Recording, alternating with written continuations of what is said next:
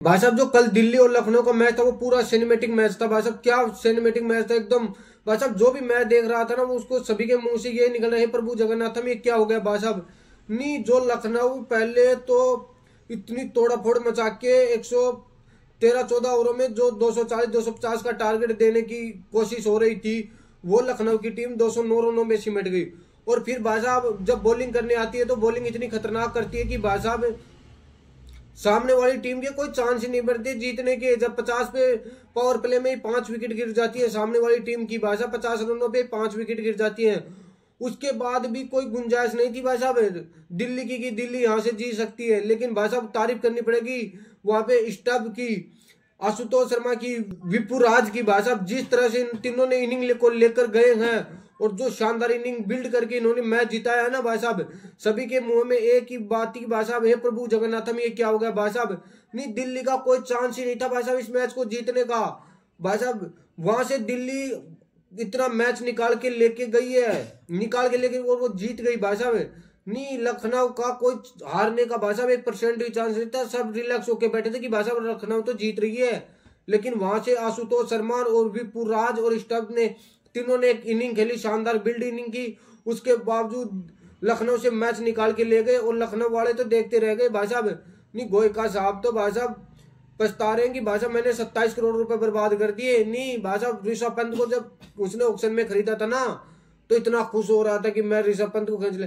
भैंस की आंख ऋषभ पंत पहले मैच में से कारनामा कर दिया कि भैंस की आंख जीतते जीतते हार जाओ मैच में।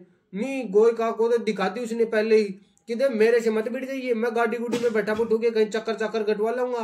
हाँ फिर देखना ना तू, तेरे हिसाब किताब से तेरा क्या होगा। तो भाई साहब ऋषभ पंत ने पहले ही मैच में संजीव गोयका की ऐसी बैंड बजाई, ऐसी बैंड बजाई पूछो मत। भाई साहब पहला मैच में जीतने वाला मैच हरवा दिया। और भाई साहब 27 करोड़ में भाई साहब लेके संजीव गोयका के 6 बॉलों में 0 रन बना के गया भाई साहब। नहीं 27 करोड़ का प्लेयर, सबसे प्लेयर महंगा था आईपीएल का, उसके बावजूद भाई साहब बंदे ने 6 बॉलों में 0 रन बना के गए। और भाई साहब आशुतोष शर्मा ने क्या इनिंग की है भाई साहब। वो 2026 के T20 वर्ल्ड कप में एज ए फिनिशर के रोल में आने के लिए भाई साहब फुल तैयार है। नहीं वो फुल तैयार है, उसको रोकने वाला कोई नहीं है भाई साहब। आईपीएल में 100% इस बार परफॉर्म करेगा और उसकी 2026 वाले वर्ल्ड कप में जगह है पक्की T20 वर्ल्ड कप में फिनिशर। रिंकू सिंह को भाई साहब जिम्मेदारी लेनी पड़ेगी। जिस तरह से रिंकू सिंह फ्लॉप चल रहा है ना उसके बाद उसकी जगह नहीं बढ़ती T20 वर्ल्ड कप के 2026 वाले में। तो भाई साहब रिंकू सिंह को अपनी परफॉर्मेंस सुधारनी पड़ेगी, वरना भाई साहब आशुतोष शर्मा फुल तैयार रेडी होकर बैठे है कि भाई साहब एज ए फिनिशर में बैठा हूं सामने, जब भी आपको फिनिशर की जरूरत पड़े T20 वर्ल्ड कप में तो अपनी तरफ देख लेना भाई साहब। तो भाई साहब रिंकू सिंह को आईपीएल में बहुत ही अच्छा परफॉर्म करना अगर टीम इंडिया में बना रहना है तो। निकोलस पूरन और उसकी मिचेल मार्श की बैटिंग की तारीफ करनी पड़ेगी, जो ये धुआंधार पारी पार्टनरशिप बना के गए थे 130-40 रनों की भाई साहब। उसी की बदौलत एलएसजी भाई साहब 209 रनों तक पहुंची थी, वरना एलएसजी के कोई लक्षण ही नहीं थे 209 रनों तक जाने थे।